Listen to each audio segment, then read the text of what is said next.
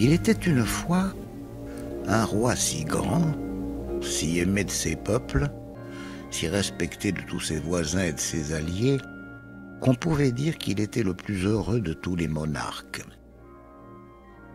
Son bonheur était encore confirmé par le choix qu'il avait fait d'une princesse aussi belle que vertueuse, et ses heureux époux vivaient dans une union parfaite. De leur mariage était née une fille douée de tant de grâce et de charme qu'il ne regrettait pas de n'avoir pas une plus grande lignée. La magnificence, le goût et l'abondance régnaient dans son palais.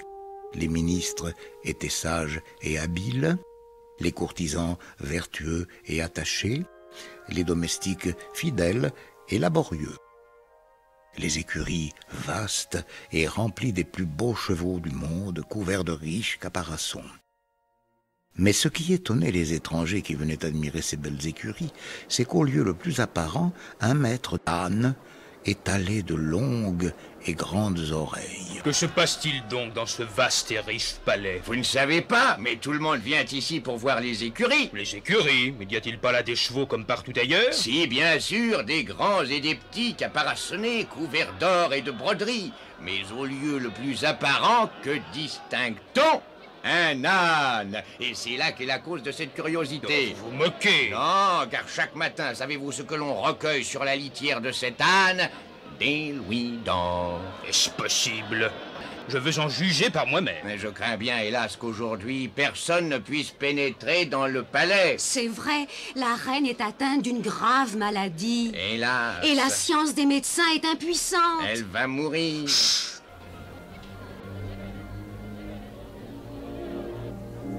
Comme les vicissitudes de la vie s'étendent aussi bien sur les rois que sur ses sujets, le ciel permit que la reine fût tout à coup attaquée d'une âpre maladie pour laquelle, malgré la science et l'habileté des médecins, on ne put trouver aucun secours. La désolation fut générale. Le roi, sensible et amoureux, malgré le proverbe fameux qui dit que le mariage est le tombeau de l'amour, s'affligeait sans modération, faisait des vœux ardents à tous les temples de son royaume, offrait sa vie pour celle d'une épouse si chère, mais les dieux et les fées étaient invoqués en vain. La reine, sentant sa dernière heure approcher, dit à son époux qui fondait en larmes: Trouvez bon qu'avant que je meure, j'exige une chose de vous. C'est que si vous contractiez un nouveau mariage... À ces mots, le roi fit des cris pitoyables, prit les mains de sa femme, les baigna de pleurs, et l'assurant qu'il était superflu de lui parler d'un second mariage. « Non, non, dit-il enfin, ma chère reine, parlez-moi plutôt de vous suivre. » J'insiste. Reprit la reine avec une fermeté qui augmentait les regrets de ce prince. Si le bien du royaume exigeait que vous contractiez un nouveau mariage pour avoir un héritier, j'exige, pour tout l'amour que vous avez eu pour moi, que vous ne le fassiez que lorsque vous aurez rencontré une femme plus belle, mieux faite et plus sage que moi. On présume que la reine, qui ne manquait pas d'amour-propre, avait exigé ce serment, pensant bien que c'était s'assurer que le roi ne se remarierait jamais. Enfin, elle mourut. Jamais Marie ne fit tant de vacarme. Pleurer, sangloter jour et nuit, fut son unique occupation. Les grandes douleurs ne durent pas. D'ailleurs, les grands de l'État s'assemblèrent et vinrent encore prier le roi de se remarier. Cette première proposition lui parut dure et lui fit répandre de nouvelles larmes. Il allégua le serment qu'il avait fait à la reine, défiant tous ses conseillers de pouvoir trouver une princesse plus belle et mieux faite que fut sa femme, pensant que cela était impossible. Mais le conseil traita de babiole une telle promesse. Baliverne que tout cela! Enfin, Majesté, soyons sérieux. En quoi importe-t-il que la reine soit belle? Ce sont d'autres qualités que l'on attend d'une reine. C'est évident! Et l'État a besoin de princes pour assurer sa tranquillité. Certes, l'enfant a toutes les qualités requises pour devenir une grande reine, mais il faudra bien lui choisir un époux. Et alors, ou bien cet étranger l'emmènera chez lui, ou bien il régnera avec elle. Mais ces enfants ne seront pas de votre sang, et en l'absence de prince portant votre nom, les peuples voisins pourront vous chercher querelle et susciter des guerres qui entraîneront la ruine du royaume. Tout cela tombe sous le sens. Le roi, frappé de ces considérations, promit qu'il songerait à les contenter. Effectivement, il chercha parmi les princesses à marier qui serait celle qui pourrait lui convenir. Chaque jour, on lui apportait des portraits charmants, mais aucun n'avait les grâces de la feu reine. Ainsi, il ne se déterminait point. Malheureusement, il s'avisa de trouver que l'infante surpassait encore de beaucoup la reine sa mère en agrément. Sa jeunesse, l'agréable fraîcheur de ce beau teint, enflammèrent le roi d'un ton si violent qu'il ne put le cacher à l'infante, et il lui dit qu'il avait résolu de l'épouser, puisqu'elle seule pouvait le dégager de son serment. Vous êtes donc celle que j'attendais et que j'épouserai? La jeune princesse, remplie de vertu et de pudeur, pensa s'évanouir à cette horrible proposition. Mon père! Elle se jeta aux pieds du roi son père et le conjura avec toute la force qu'elle put trouver dans son esprit de ne pas la contraindre à commettre un tel crime. Oh, c'est affreux. Ce n'est pas possible. Le roi avait consulté un vieux druide pour mettre la conscience de la princesse en repos. Ce druide, moins religieux qu'ambitieux, sacrifia à l'honneur d'être confident d'un grand roi l'intérêt de l'innocence et de la vertu, et il s'insinua avec tant d'adresse dans l'esprit du roi, lui adoucit tellement le crime qu'il allait commettre, qu'il lui persuada même que c'était une œuvre pie que d'épouser sa fille. Ce prince, flatté par les discours de ce scélérat, revint avec lui plus entêté que jamais dans son projet. Oh, que vais-je devenir? Oh, je suis désespérée. Qui me viendra en aide? La jeune princesse, outrée d'une vive douleur, n'imagina rien d'autre que d'aller trouver la fée des Lilas, sa marraine. Elle partit la même nuit dans un joli cabriolet attelé d'un gros mouton qui savait tous les chemins.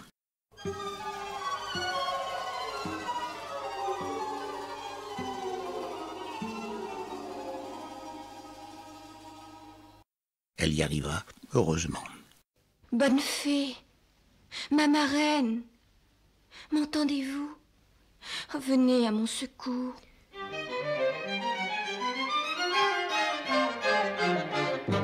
Je suis toujours là quand vous avez besoin de moi. Rassurez-vous, je vais trouver un moyen qui vous permettra d'avoir l'air de céder à votre père et en même temps de le décourager. Est-ce possible? Mais oui, vous allez exiger de lui des présents tels qu'il ne pourra jamais vraisemblablement se les procurer. Mon père est tout-puissant dans ce royaume. Je ne vois rien qu'il ne puisse obtenir. Vous allez lui dire que vous vous soumettrez à sa volonté lorsqu'il vous aura donné une robe couleur du temps. Couleur du temps?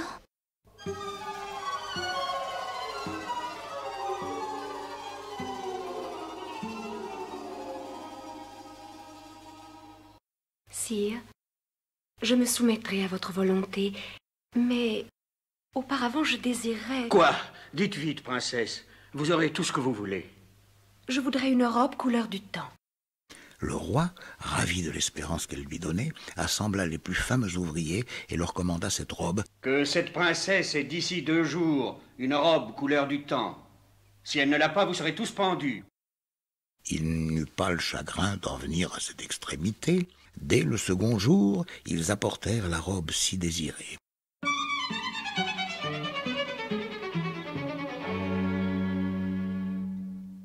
L'Empyrée n'est pas d'un plus beau bleu lorsqu'il est ceint de nuages d'or que cette belle robe lorsqu'elle fut étalée.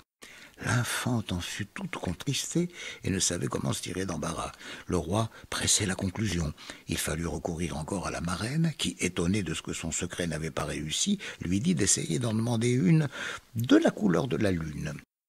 Le roi, qui ne pouvait rien lui refuser, envoya chercher les plus habiles ouvriers et leur commanda si expressément une robe couleur de la lune. Faites cette robe où je vous fais tailler les oreilles en pointe. Qu'entre ordonner et apporter, il n'y eut pas 24 heures.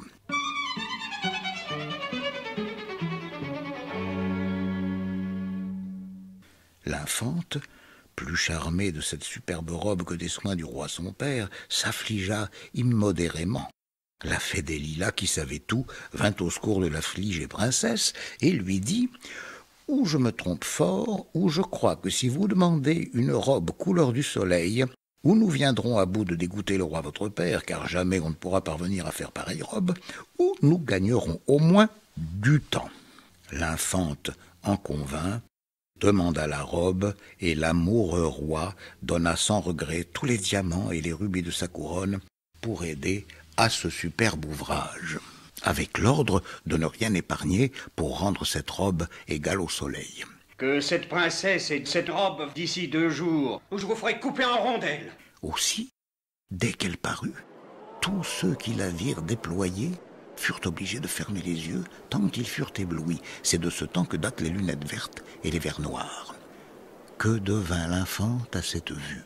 Jamais on n'avait rien vu de si beau et de si artistement ouvré. Elle était confondue, et sous prétexte d'avoir mal aux yeux, elle se retira dans sa chambre où la fée l'attendait, plus honteuse qu'on ne peut dire. En voyant la robe du soleil, elle devint rouge de colère. « Ah, pour le coup, ma fille, dit-elle à l'infante, nous allons mettre l'indigne amour de votre père à une terrible épreuve. Je le crois bien entêté de ce mariage qu'il croit si prochain, mais je pense qu'il sera un peu étourdi de la demande que je vous conseille de lui faire. » Votre père? Il est très riche. Mais qui le fait riche? Son âne, qui chaque matin le comble d'écus d'or. Demandez-lui la peau de cette bête magique. L'infante, ravie de trouver encore un moyen d'éluder un mariage qu'elle détestait et qui pensait en même temps que son père ne pourrait jamais se résoudre à sacrifier son âne, vint le trouver et lui exposa son désir pour la peau de ce bel animal. Princesse, vous ne savez de quel animal vous me demandez la peau. Quoique le roi fût étonné de cette fantaisie, il ne balança pas à la satisfaire. Le pauvre âne fut sacrifié et la peau galamment apportée à l'infante. Tout a été inutile. Jusqu'à cet âne que mon père aimait tant et qui était la richesse du royaume, il n'y a vraiment plus rien qui puisse le décourager, le faire renoncer à ce projet insensé. Que vais-je devenir? La jeune princesse, ne voyant plus aucun moyen d'éluder son malheur, s'allait désespérée lorsque sa marraine accourut. « Rassurez-vous, je veille à votre bonheur. » dit-elle, voyant la princesse déchirant ses cheveux et meurtrissant ses belles joues. Rien n'est encore perdu. Vous allez vous enfuir. Vous quitterez le palais sans que l'on vous voie. Pour sortir du palais, vous revêtirez la peau d'âne afin que personne ne vous reconnaisse. Vous mettrez dans cette cassette vos robes couleur du temps de lune et de soleil.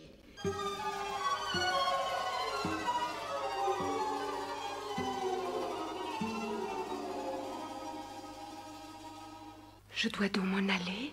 Il le faut. Je te donne ma baguette magique. Si tu la gardes en main, la cassette suivra partout ton chemin, mais enfouie sous la terre. Quand tu auras besoin de tes habits, il te suffira de frapper le sol avec la baguette. La cassette remontera au jour. L'infante embrassa 1000 fois sa marraine, la pria de ne pas l'abandonner, s'affubla de cette vilaine peau après s'être barbouillée de suie de cheminée et sortit de ce riche palais sans être reconnue de personne.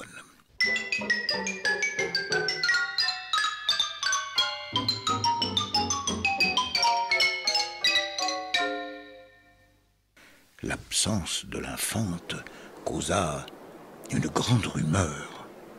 Le roi, au désespoir, qui avait fait préparer une fête magnifique, était inconsolable. Il fit partir plus de 1000 mousquetaires pour aller à la recherche de sa fille. Mais la fée, qui la protégeait, la rendait invisible aux plus habiles recherches. Ainsi, il fallut bien s'en consoler. Pendant ce temps, l'infante cheminait.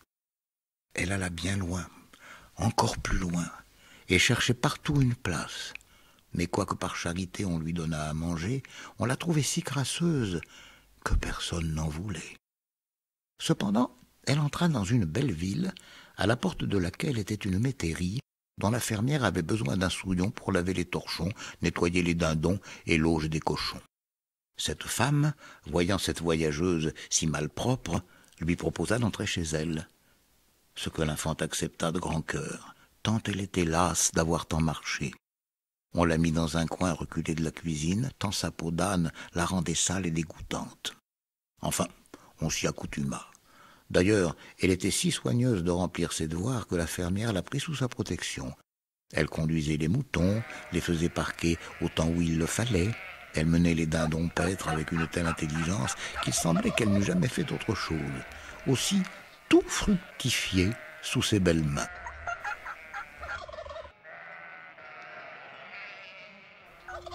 Un jour qu'assise près d'une claire fontaine, où elle déplorait souvent sa triste condition, elle s'avisa de s'y mirer. Hélas, je suis bien vilaine. Cette peau est monstrueuse et je suis couverte de saleté. Honteuse de cet ajustement, elle se décrassa le visage et les mains qui devinrent plus blanches que l'ivoire. Et son beau teint reprit sa fraîcheur naturelle. La joie de se trouver si belle lui donna envie de se baigner, ce qu'elle exécuta.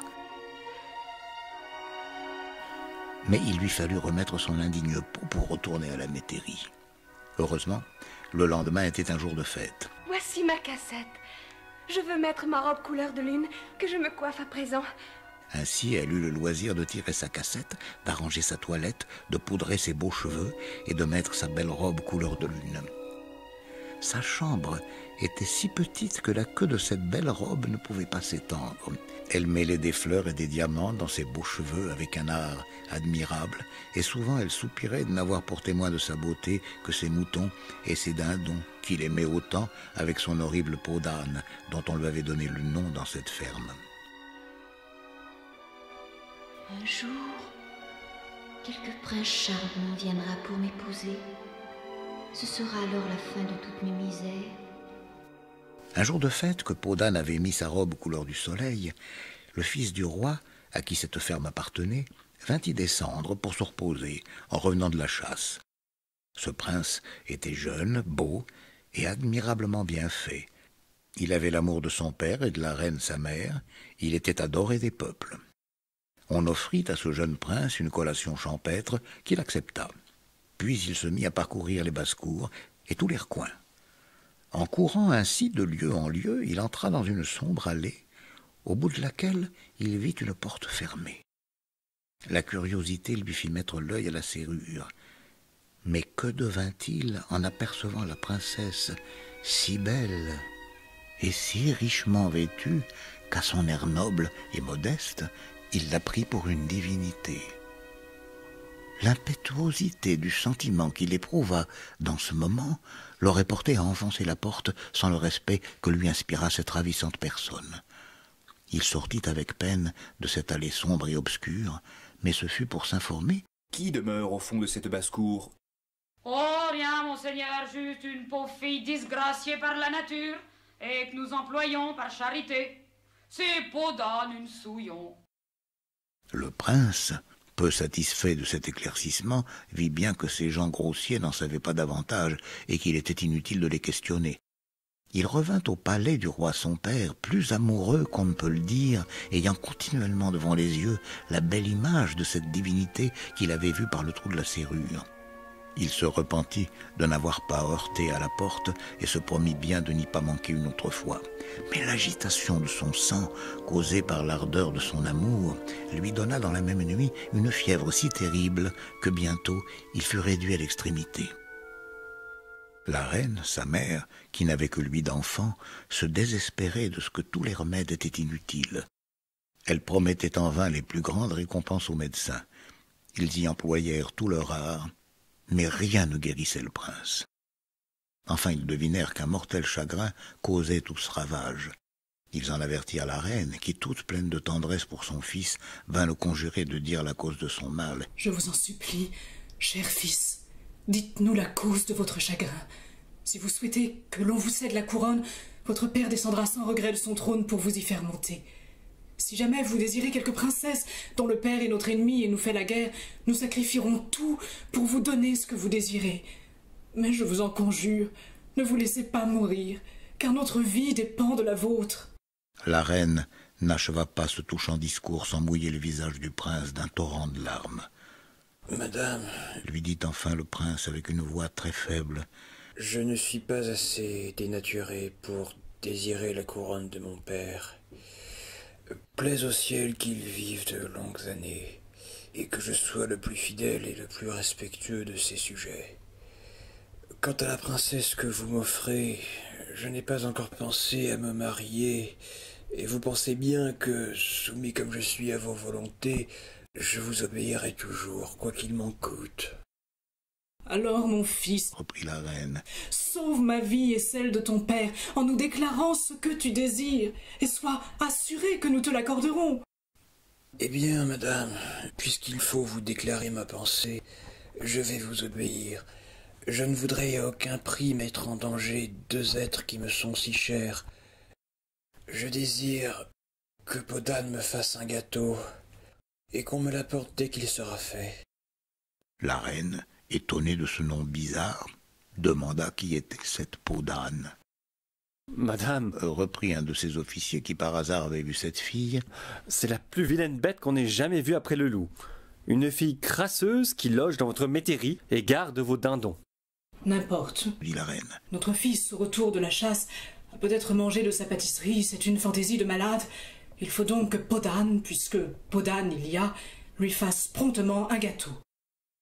On courut à la métairie, et l'on fit venir Podane, pour lui ordonner de faire de son mieux un gâteau pour le prince. Quelques auteurs ont assuré que Podane, au moment que ce prince avait mis l'œil à la serrure, les siens l'avaient aperçu. Et puis que, regardant par sa petite fenêtre, elle avait vu ce prince si jeune, si beau et si bien fait, que l'idée lui en était restée et que souvent ce souvenir lui avait coûté quelques soupirs. Quoi qu'il en soit, Podane, l'ayant vu, ou en ayant beaucoup entendu parler avec éloge, ravi de pouvoir trouver un moyen d'être connu, s'enferma dans sa chambre, jeta sa vilaine peau, se décrassa le visage et les mains, se coiffa de ses blonds cheveux, mit un beau corset d'argent brillant, un jupon pareil, et se mit à faire le gâteau tant désiré. Elle prit de la plus pure farine, des œufs et du beurre bien frais. En travaillant, soit de dessin ou autrement, une bague qu'elle avait au doigt tomba dans la pâte et s'y mêla. Et dès que le gâteau fut cuit, s'affublant de son horrible peau, elle donna le gâteau à l'officier, à qui elle demanda des nouvelles du prince. Mais cet homme, ne daignant pas lui répondre, courut chez le prince lui apporter ce gâteau. Le prince le prit avidement des mains de cet homme, et le mangea avec une telle vivacité que les médecins qui étaient présents ne manquèrent pas de dire que cette fureur n'était pas bon signe. Effectivement, le prince pensa s'étrangler par la bague qu'il trouva dans un morceau du gâteau, mais il la tira adroitement de sa bouche, et son ardeur à dévorer ce gâteau se ralentit en examinant cette fine émeraude montée sur un jonc d'or, dont le cercle était si étroit qu'il jugea ne pouvoir servir qu'aux plus jolis doigts du monde. Il baisa 1000 fois cette bague, la mit sous son chevet, et l'en tirait à tout moment quand il croyait n'être vu de personne. Le tourment qu'il se donna pour imaginer comment il pourrait voir celle à qui cette bague pouvait aller, et n'osant croire, s'il demandait Podane, qui avait fait ce gâteau qu'il avait demandé, qu'on lui accordât de la faire venir, n'osant plus croire non plus ce qu'il avait vu par le trou de la serrure, de crainte qu'on se moquât de lui, et qu'on le prit pour un visionnaire. Toutes ces idées le tourmentant à la fois, la fièvre le reprit fortement, et les médecins, ne sachant plus que faire, déclarèrent à la reine que le prince était malade d'amour. La reine accourut chez son fils avec le roi qui se désolait. « Mon fils, mon cher fils !» s'écria la reine affligée. « Nomme-nous celle que tu veux. Nous jurons que nous te la donnerons, fût-elle la plus vile des esclaves. » La reine, en l'embrassant, lui confirma le serment du roi. Le prince, attendri par les larmes et les caresses des auteurs de ces jours, leur dit « Mon père, ma mère, je n'ai pas pour dessein de faire une alliance qui vous déplaise. Et pour preuve, dit-il, en tirant l'émeraude de dessous son chevet, c'est que j'épouserai la personne à qui cette bague ira, quelle qu'elle soit. Et il n'y a pas d'apparence que celle qui aura ce joli doigt soit une rustaude ou une paysanne. » Le roi et la reine prirent la bague, l'examinèrent curieusement et jugèrent, ainsi que le prince, que cette bague ne pouvait aller qu'à quelques filles de bonne maison. Alors le roi, ayant embrassé son fils en le conjurant de guérir, sortit, fit sonner les tambours, les fifres et les trompettes par toute la ville, et criait par ses héros que l'on n'avait qu'à venir au palais essayer une bague.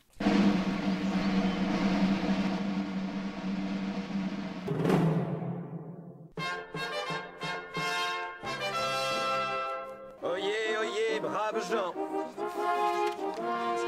Le prince prendra pour épouse la gente dame qui parviendra à glisser à son doigt une bague mystérieuse.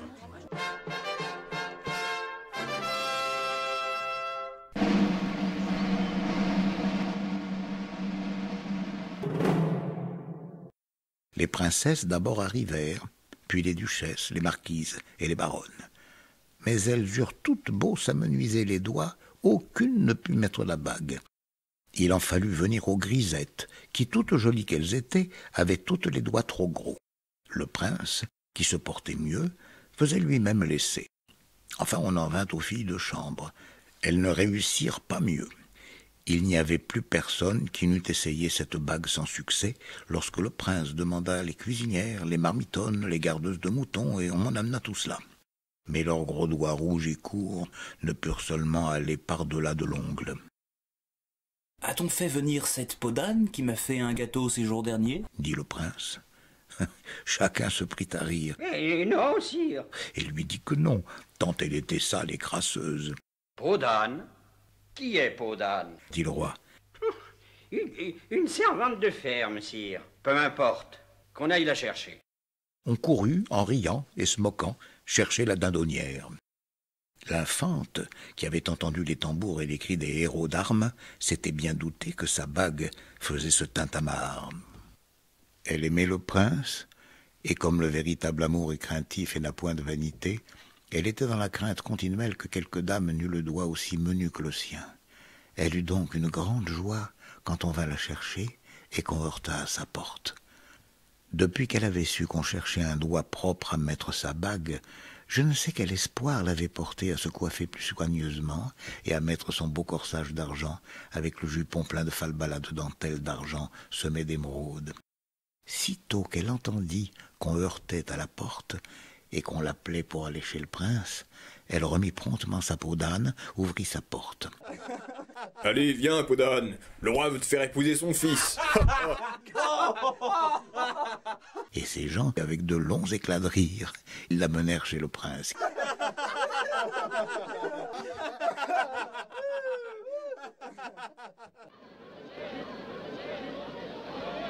Que se passe-t-il donc aujourd'hui?